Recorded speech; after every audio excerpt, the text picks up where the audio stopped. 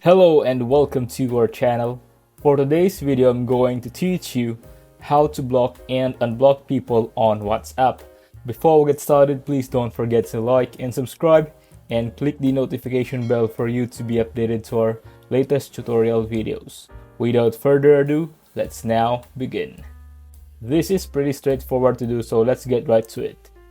Open up WhatsApp and open up the chat of the person you want to block.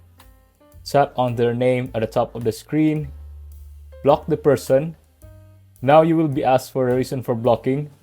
Say I no longer need this contact. Then tap on the block button at the upper right of the screen. Once you do this, the person will not be able to call you or send you any messages. That person is now blocked. I'll show you how to view your blocked contacts and how to unblock them now. Go back to the main page of WhatsApp. From the settings page, tap on privacy, scroll down and tap on blocked. This page will show you a list of the people you have blocked. Tap on block user to bring up the option to unblock them. Scroll down and you can find here the unblock button. And that draws an end to this tutorial. If you find this video helpful, leave a thumbs up, share it to your friends and hit the subscribe button. Thanks for watching and I'll see you soon in the next video.